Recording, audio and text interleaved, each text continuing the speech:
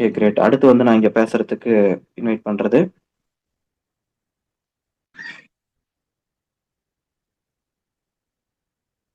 திரு. அன்வைட் பண்ணிருக்கேன், பேசுங்க.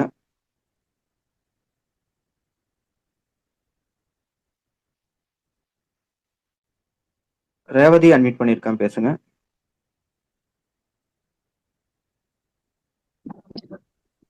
Good morning, sir. Good morning, leaders. This is Revati, Gold Director from VFF team.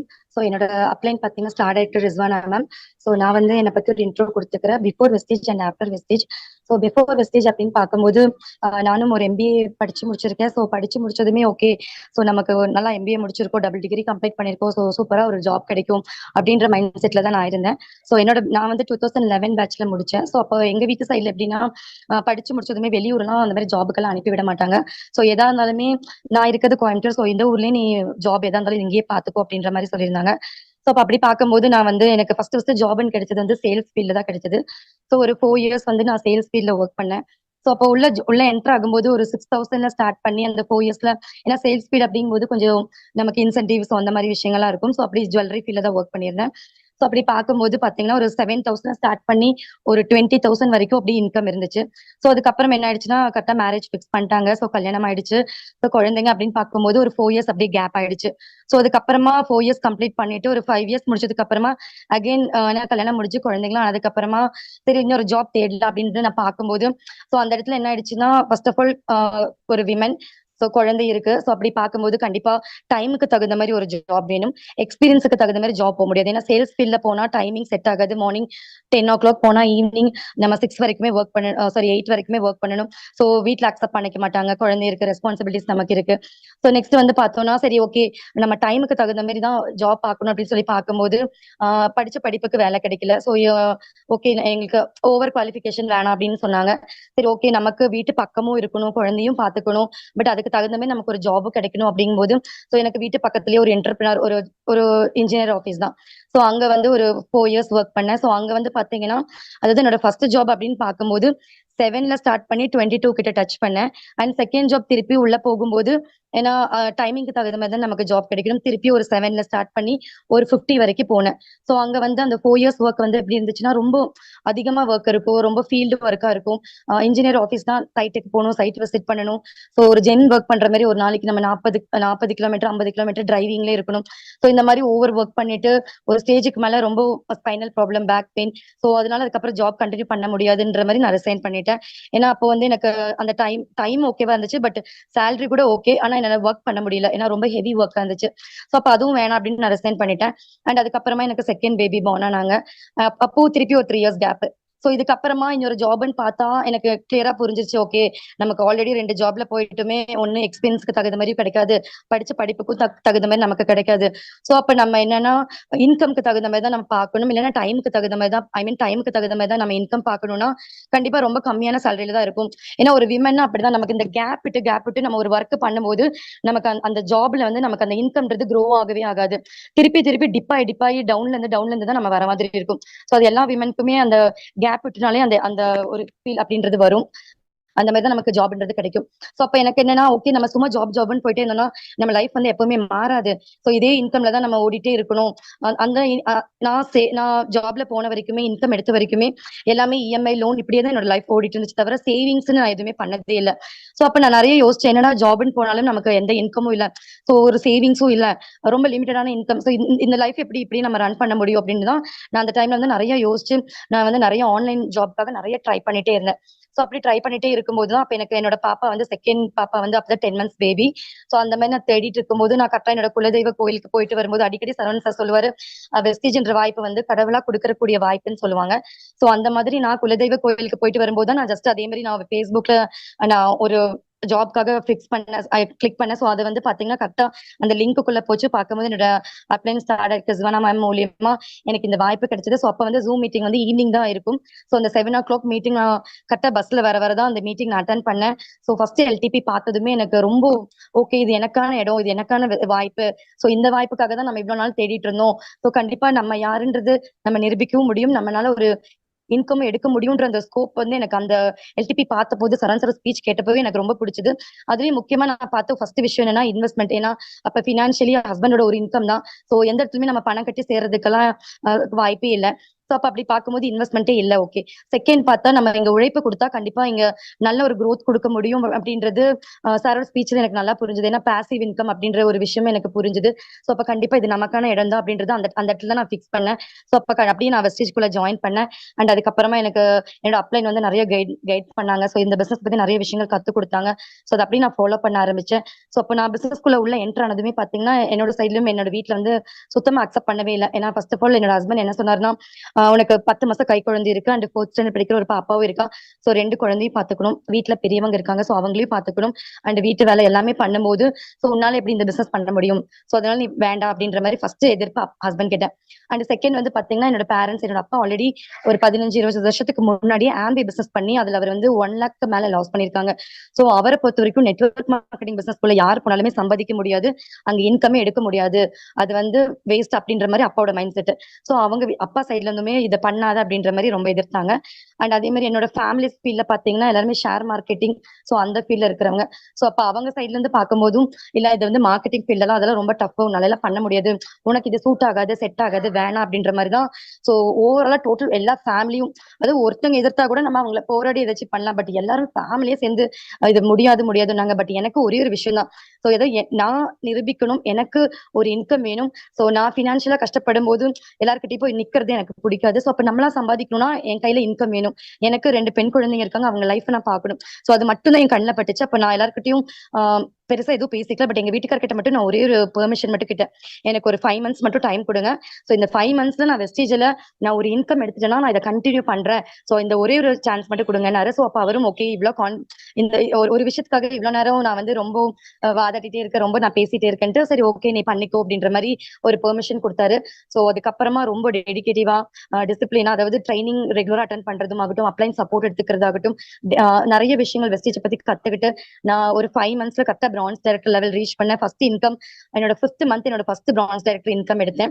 So income எடுத்ததுமே எங்க வீட்டுல okay, சரி அப்பாக்கு சாரி ஹஸ்பண்ட் வந்துட்டு ஓகே சரி ஏதோ பண்ணிட்டா, ஏதோ இன்கம் எடுத்திருக்கா ஓகே அப்படின்ற மாதிரி அவர் வந்து பண்ணுன்னு சொல்லல, பண்ண வேண்டாம்னு சொல்ல, ஓகே அப்படின்ற மாதிரி கொஞ்சம் ஃப்ரீ ஆயிட்டாங்க. அண்ட் வீட்டு சைட்லயுமே சரி ஓகே இவங்க ஏதோ பண்ணிட்டு இருக்கா அப்படின்ற மாதிரி வீட்லயும் எதுவும் பேசிக்க இது பண்ணல, ஓகே இன்கம் எடுத்துட்டா அப்படின்றனால. ஸோ அப்படியே ஒரு 2 months நான் வந்து பிரான்ஸ் டைரக்டர் லெவல் ரீச் பண்ணேன். அண்ட் எனக்கு கீழே இன்னொரு பிரான்ஸ் டைரக்டர் அப்படின்ற அவங்க வந்தாங்க. ஸோ அதுக்கப்புறம் என்னாச்சுன்னா நான் சில்வர் டைரக்டர் குவாலிஃபை பண்ற அந்த ஸ்டேஜ் வரும்போது கண்டிப்பா அந்த டைம்ல வந்து எனக்கு 2 லெக் வந்து அப்படியே உடஞ்சிருச்சு.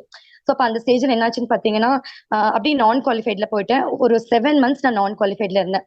ஸோ அந்த 7 months நான் நான் குவாலிஃபைட்ல இருக்கும்போது தான் எனக்கு இந்த பிசினஸ்னா என்னன்றது நிறைய விஷயங்கள் நான் கத்துக்கிட்டேன். ஏன்னா அப்பதான் நான் ஒரு விஷயத்த புரிஞ்சுக்கிட்டேன், ஒரு பிசினஸ்க்கு நம்ம கண்டிப்பா சேஞ்ச் பண்ணிக்கணும். ஸோ நம்ம பிசினஸ்க்கு தகுந்த மாதிரி நம்மளை மாத்திக்கிட்டா மட்டும்தான் நம்மளால இங்க சர்வே பண்ண முடியும், இங்க நம்மளால பிசினஸ் இன்னும் கண்டினியூ பண்ணி கொண்டு போக முடியும்ன்ற அந்த விஷயம் நான் புரிஞ்சுக்கிட்டேன். ஸோ அப்ப ரெக்ரூட்மெண்ட் பண்றது ஈஸியா இருந்துச்சு, நிறைய ஐடி கொண்டு வர முடிஞ்சுது. ஆனா கொண்டு வர ஐடியா தக்க வைக்க தெரிஞ்சுக்கல. ஐடி நான் பாட்டுக்கு டெய்லி எல்டிபி கொடுத்துக்கிட்டே இருப்பேன், பிளான் பார்த்துட்டு நிறைய பேர் வருவாங்க, ஒரு நாளைக்கு 7 ஐடிஸ் 8 ஐடிஸ் வரைக்கும் எடுப்பேன். பட் 2 days தான் இருப்பாங்க, அடுத்த நாள் வந்து ஐடிஸ் இருக்காது. சோ அப்ப ஏன் இப்படி நம்ம ஐடி எடுக்கிறோம், பட் ஏன் அந்த இடத்துல நிக்க மாட்டேங்குதுன்றதை யோசிக்க ஆரம்பிச்சேன். சோ அப்பதான் எனக்கு புரிஞ்சது, ஓகே நான் ரீடைன்மெண்ட்ல தான் நான் மிஸ்டேக் பண்றேன், எனக்கு ரீடைன்மெண்ட் பண்ண தெரியல அப்படின்றத நான் புரிஞ்சுக்கிட்டேன். சோ அப்பதான் நான் என்னோட அப்ளைன் வந்து எனக்கு ரொம்ப சப்போர்ட் பண்ணுவாங்க, star director Rizwana ma'am.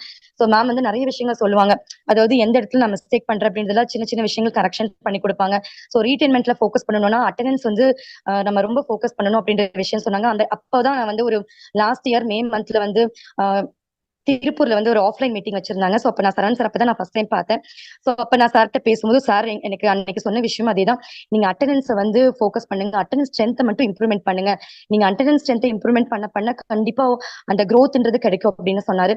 So அப்ப அந்த விஷயம் எனக்கு ரொம்பவுமே பாயிண்டா தெரிஞ்சது. ஓகே எனக்கு அப்பதான் ஒரு ஒரு ஏதோ ஒரு இடத்துல ஸ்டக் ஆகி நின்றுட்டு இருந்த மாதிரி இருந்துச்சு. அந்த அந்த பாயிண்ட் எனக்கு ரொம்பவுமே புரிஞ்சுது. ஓகே நம்ம இங்க வந்து அட்டெண்டன்ஸை நம்ம ஃபோக்கஸ் பண்ணாம இவ்வளவு நாள் வந்து அப்படியே ஏதோ ஒர்க் பண்ணிட்டோம், டைரக்டர் வந்துட்டோம், பட் இருந்தாலுமே நம்ம எந்த இடத்துல ஸ்டக் ஆகுறோன்றது புரிஞ்சுக்காமே பண்ணிட்டோமேன்றது புரிஞ்சுது. அண்ட் அதே மாதிரி என்னோட அப்ளைனும் எனக்கு நிறைய விஷயங்கள் சொல்லி கொடுத்தாங்க. நீங்க எந்தெந்த விஷயத்துல எப்படி ஃபாலோ பண்ணணும்ன்றது எல்லாமே கத்து கொடுத்தாங்க. ஸோ அப்பதான் நான் ரீடைன்மெண்ட்ல ஃபோக்கஸ் பண்ண ஆரம்பிச்சேன். ஸோ அதுக்கு ரொம்ப ரொம்ப முக்கியமா நான் பண்ண விஷயம் என்னன்னா, ஃபர்ஸ்ட் ஆஃப் ஆல் நான் பிசினஸ்க்கு தகுந்த மாதிரி என்ன நான் ஃபர்ஸ்ட் மாத்திக்கிட்டேன். ஸோ எல்லா சேஞ்சஸுமே நம்ம கிட்ட இருந்து தான் உருவாகும். நம்ம என்ன நினைக்கிறோம்னா, ஐடி சொல்ல வருது நிக்க மாட்டேங்குது பிடிக்க மாட்டேங்குதுன்னு நினைக்கிறோம். அப்படி இல்லவே இல்லை. நம்ம வந்து ஃபர்ஸ்ட் நம்மள சேஞ்ச் பண்ணிக்கணும். ஒரு ஐடி உள்ள வந்துச்சுன்னா அதை நம்ம எப்படி நிக்க வைக்கணும், ஸோ எப்படி அவங்க கிட்ட பேசணும்ன்ற அந்த பிராக்டிஸ் நம்ம பண்ண நம்மள நம்ம தகுதி வளர்த்துக்க தான் நம்மளால இங்க சர்வே பண்ண முடியும்ன்ற விஷயத்தை நான் புரிஞ்சுக்கிட்டேன். அப்ப நிறைய நாலேஜ் எடுத்தேன். அந்த 7 monthsல நான் நிறைய நாலேஜ் எடுத்தேன். பிசினஸ் பத்தி நிறைய கத்துக்கிட்டேன். ஸோ ஒரு ட்ரைனிங் மீட்டிங்ல வந்து அவ்வளோ அதுக்கு பிஃபோர் வரைக்குமே நான் நோட்ஸ் எடுப்பேன். பட் ரொம்ப அக்யூரேட்டா நான் கவனிக்க மாட்டேன். அதாவது நோட்ஸ் எடுத்து வச்சுட்டு எல்லாமே பண்ணுவேன். பட் இருந்தாலுமே பாயிண்டா நான் நிறைய நோட் பண்ண ஆரம்பிச்சேன். ஸோ நிறைய நாலேஜ் எடுத்துக்கிட்டேன். டே பை டே நிறைய லேர்ன் பண்ண ஆரம்பிச்சேன். அண்ட் டிசிப்ளின்னா இப்படிதான் இருக்கணும். ஒரு ட்ரைனிங்னா நம்ம எப்பவுமே தனிமைப்படுத்திக்கணும். ஸோ ட்ரைனிங்ல வந்து எப்பவுமே கூட்டத்தோட கூட்டமா நம்ம இருக்கக்கூடாது. ஒரு ட்ரைனிங் அட்டன் பண்றோம்னா நம்ம தனிமைப்படுத்தி அந்த ட்ரைனிங்ல முழுக்க நம்ம நின்று கவனிச்சா மட்டும்தான் நமக்கு அந்த பிசினஸ் இன்னும் நிறைய நாலேஜ் எடுத்துக்க முடியும்ன்ற விஷயத்தெல்லாம் நான் அப்படியே கொஞ்சம் கொஞ்சமா சேஞ்ச் பண்ண ஆரம்பிச்சேன். அதுல ஃபுல் அண்ட் ஃபுல் ஃபோக்கஸ் பண்ணேன். ஸோ இன்னைக்கு கூட வீட்டுல நிறைய ஒரு ஃபங்க்ஷன் தான், எல்லாருமே இருக்காங்க. பட் ட்ரைனிங்னா 8 o'clock. ஆனா நான் எங்கேயுமே இருக்க மாட்டேன். ட்ரைனிங்கா நான் கண்டிப்பா ஒன்னா மொட்டை மாடி வந்துருவேன், இல்லைன்னா தனியா நான் வந்துருவேன். ஏன்னா ட்ரைனிங் தான் எனக்கு ரொம்ப இம்பார்ட்டன்ட். ஸோ அது மாதிரி ட்ரைனிங் முடிச்சு ஃபீட்பேக் கொடுக்கறதாகட்டும். அண்ட் அதே மாதிரி 2ஆம் தேதி கன்சிஸ்டன்சி நான் ஜாயின் பண்ண டேல இருந்து ஸோ இன்னைக்கு வரைக்குமே அந்த 100 PV கன்சிஸ்டன்சின்றது கண்டினியூ நான் பண்ணிட்டு இருக்கேன். ஸோ எப்பவுமே அந்த 2ஆம் தேதின்றது போது ஏன்னா ஸ்டார்டிங் ஒரு 5 to 6 months வந்து ஒரு 5th 6th 10th டேட்ல அந்த மாதிரி கன்சிஸ்டன்சி பண்ணிட்டு இருந்தேன். 100 PV தான் கண்டிப்பா பண்ணுவேன். அதுக்கப்புறமா சரவணன் சார் எப்பவுமே மீட்டிங்ல சொல்லுவாங்க. அண்ட் என்னோட அப்ளைன் ரிஸ்வானா மேம் எப்பவுமே சொல்லுவாங்க, நீங்க 2ஆம் தேதி பண்ணி பாருங்க, உங்களுக்கு மிராக்கல்ன்றது கண்டிப்பா நடக்கும். அந்த டீம் growthன்றது உங்களால கண்டிப்பா பார்க்க முடியும்னு சொல்லுவாங்க. ஸோ அப்ப அதை கேட்டுட்டு ஓகே நம்மளோட அப்ளைன் சொல்றாங்கன்னா கண்டிப்பா அதுல ஒரு விஷயம் இருக்கும், அது சரவணன் சார் சொல்றாங்கன்னா கண்டிப்பா அதுல ஒரு வேல்யூபிளான திங் இருக்கும். ஸோ அதை நம்ம கண்டினியூ பண்ணுவோம் அப்படின்ட்டு நான் ஒரு சில்வர் அந்த நான் குவாலிஃபைல இருக்கும் போதே நான் வந்து அந்த கன்சிஸ்டன்சி 2ஆம் தேதி பண்ண ஆரம்பிச்சேன். இன்னைக்கு வரைக்குமே அந்த 2ஆம் தேதியும் போது என்னோட ஃபர்ஸ்ட் பில்லிங் அப்படின்றது கண்டிப்பா கன்சிஸ்டன்ஸா பண்ணிட்டு இருக்கேன். அண்ட் அதே மாதிரி இந்த பிசினஸ்ல இன்னொரு முக்கியமான விஷயம் பார்க்கும்போது அப்ளைன் பண்றாங்களா டவுன்லைன் பண்றாங்களான்னு பார்க்காம நம்ம இந்த பிசினஸ்ல எப்பவுமே ஆக்டிவா இருக்கணும். எல்லா விஷயத்திலுமே நம்ம ஒரு ட்ரைனிங்னாலுமே முன்னாடி இருக்கணும். அண்ட் எந்த ஒரு விஷயத்திலுமே நம்ம வந்து பி ஃபர்ஸ்டா இருக்கணும் அப்படின்ற விஷயத்துல நம்ம இருந்தா மட்டும்தான், ஒரு பி லீடரா நம்ம இருந்தா மட்டும்தான் நம்மளை பார்த்து நம்ம டவுன்லைன்ஸ் அதை ஃபாலோ பண்ணுவாங்கன்னு அடிக்கடி சரவணன் சார் சொல்லுவாரு. ஸோ அந்த விஷயத்த நான் எப்பவுமே நான் ஃபாலோ பண்ணிட்டு இருக்கேன். அண்ட் அதே மாதிரி அப்ளைன்னு ஒரு விஷயத்த சொன்னாங்கன்னா அதை 100% கேட்டு நான் அதை ஃபாலோ பண்ணுவேன். எதுக்கு பண்ணணும் ஏன் பண்ணணும்லாம் கேட்கறது இல்லை. ஒரு விஷயத்த சொல்றாங்களா ஸோ அது நம்மளோட growthக்காக மட்டும்தான் சொல்லுவாங்க. ஸோ அதை நம்ம கண்டிப்பா கேட்டு பண்ணணும்னு இது வரைக்குமே என்னோட அப்ளைன் ரிஸ்வானா மேம் நிறைய விஷயங்கள் எனக்கு சொல்லிக் கொடுப்பாங்க. இன்னைக்கு வரைக்கும் நான் இன்னொரு சின்ன மிஸ்டேக் பண்ணாலுமே நான் வந்து அவங்க கிட்ட போய் சொல்லிடுவேன், மேம் நான் இந்த விஷயம் இப்படி பண்ண இது கரெக்ட் தானா, இதுல நான் ஏதாச்சும் சேஞ்சஸ் பண்ணிக்கணுமா அப்படின்ற மாதிரி நான் கேட்க அவங்க நிறைய விஷயங்கள் எனக்கு சொல்ல அதை நான் நிறைய சேஞ்சஸ் பண்ண ஆரம்பிச்சேன். ஸோ அந்த சேஞ்சஸ் பண்ணதான் அந்த growth அப்படின்றது எனக்கு அது என்னால ஃபீல் உணர முடிஞ்சது.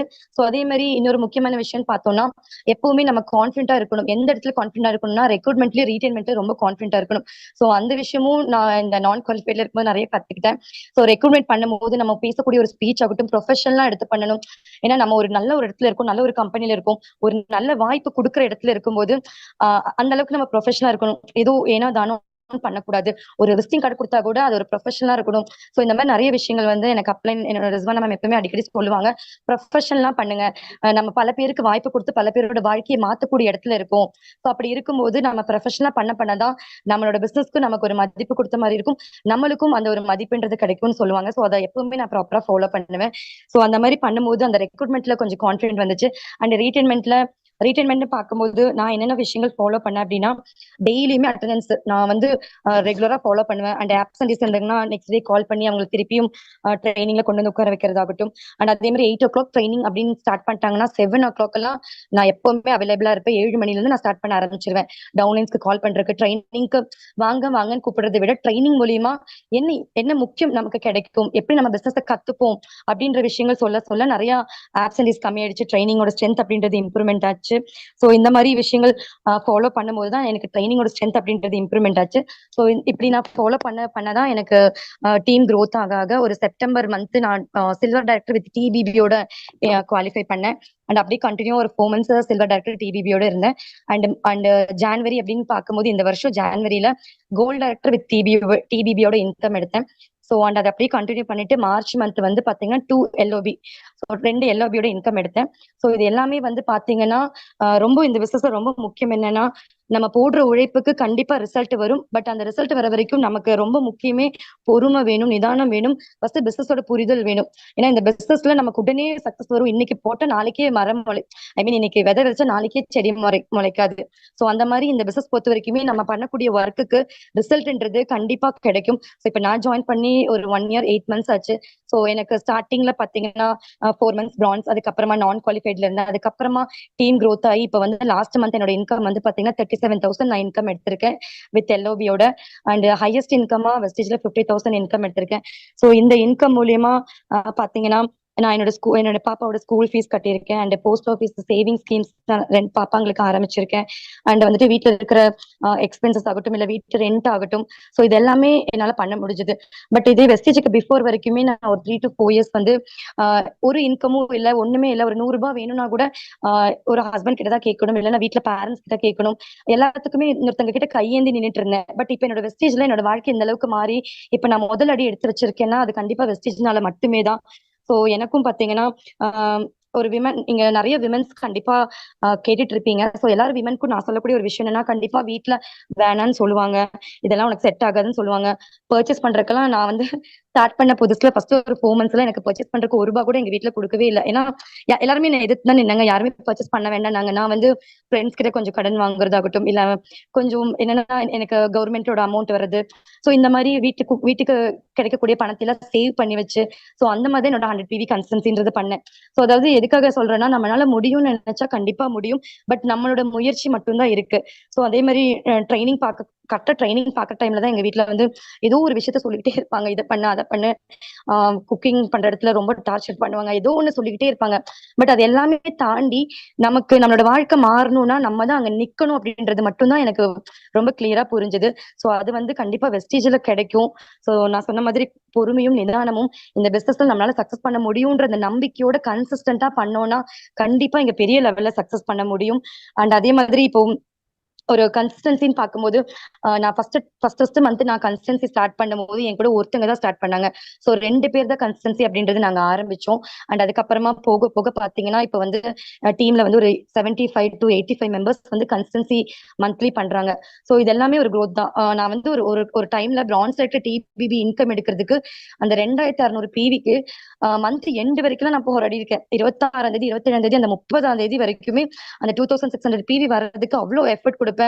டவுன்லைன்ஸ் நியூ ஜாயினர்ஸ் கிட்ட பேசுறது அந்த அளவுக்கு எஃபர்ட் கொடுப்பேன். பட் இன்னைக்கு வந்து இந்த மந்த்ல வந்து பாத்தீங்கன்னா ஸ்டார்டிங் அதாவது அந்த 2ஆம் தேதிங்கும் போதே எனக்கு அந்த 2,600 பிவின்றது அந்த பிரான்ஸ் செக்டர் டிபிபியோட குவாலிஃபை பண்ற பிவிங்கிறது வந்துருது. ஸோ இது எல்லாமே வந்து க்ரோத் தான். கொஞ்சம் கொஞ்சமா அந்த க்ரோத் வரும். அதுக்கான கன்சிஸ்டன்டா நம்மளோட ஒர்க் பண்ணிக்கிட்டே இருக்கணுங்க. நமக்கு வந்துட்டு ரிசல்ட் வருதா வரலையா அதை பத்தி எதுவுமே யோசிக்காம கன்சிஸ்டன்டா நம்ம பண்ண பண்ண பண்ண ரிசல்ட்ன்றது 100% வெஸ்டேஜ்ல கண்டிப்பா கிடைக்கும். ஏன்னா ஜாப்னு கம்பேர் பண்ணும்போது அவ்வளவு பெரிய கஷ்டம் எல்லாம் இல்லைன்றதை நான் சொல்லுவேன். ஏன்னா ஜாப்ல நானும் ஒர்க் பண்ணிருக்கேன், ரொம்ப எஃபர்ட் கொடுத்துருக்கேன், ரொம்ப கஷ்டப்பட்டிருக்கேன். பட் அங்க கொடுத்த எஃபர்ட்ல வீட்டுல இருந்தே ஒரு நல்ல ஒரு ஜாப், நல்ல ஒரு பிசினஸ், நல்ல ஒரு இன்கம் எடுக்கக்கூடிய இடம்னா அதுக்கு 100% வெஸ்டேஜ் மட்டும்தான். அண்ட் அதுலயும் இப்ப ரொம்ப இம்பார்ட்டன்டா பாத்தீங்கன்னா, ஸோ இங்க நான் ஒரு விஷயம் சரவணன் சார் கண்டிப்பா சொல்லணும். ஏன்னா ஒரு விமனா இருந்து விமனுக்கு ஆன்லைன்ல இந்த மாதிரி ஒரு ஆப்பர்ச்சுனிட்டியை ஏற்படுத்தி கொடுத்த சரவணன் சாருக்கு இங்க எல்லா விமன் சார்பாவும் நான் ரொம்ப தேங்க்ஸ் சொல்லிக்கிறேன். பிகாஸ் இன்னைக்கு இந்த இடத்துல என்னோட இன்கம் மாறி இருக்கு, என்னோட லைஃப் ஓரளவுக்கு சேஞ்ச் ஆகி வந்துட்டு இருக்குன்னா அது கண்டிப்பா வெஸ்டேஜ் இன்கம்னால மட்டும்தான். அதுவும் சரவணன் சார் ஆன்லைன்ல இந்த மாதிரி ஒரு ஆப்பர்ச்சுனிட்டி கொடுத்திருக்கனால மட்டும்தான் இந்த மாதிரி நிறைய விமன்ஸ் இங்க சம்பாதிச்சுட்டு இருக்கிறதுக்கு காரணமே. சோ இந்த இடத்துல இந்த வாய்ப்பு கொடுத்த சரவணன் சாருக்கும், என்னோட அப்ளைன் ரிஸ்வானா மேம்க்கும், அண்ட் என்னோட டவுன்லைன் லைஃப் லைன்ஸ் எல்லாருக்குமே நான் இந்த இடத்துல தேங்க்ஸ் சொல்லியிருக்கிறேன். Thank you visual. Thank you sir. Okay madam, thank you so much. ரொம்ப சூப்பராக பேசுனாங்க. நிறைய விஷயங்கள் ஃபுல்லாக அவங்களோட லைஃப் அப்படியே வந்து பிஃபோர் வெஸ்டேஜ் ஆஃப்டர் வெஸ்டேஜ் அவ்வளோ தெளிவாக எக்ஸ்பிளைன் பண்ணாங்க. ஓகே, நான் இங்கே அடுத்து நான் பேசுறதுக்கு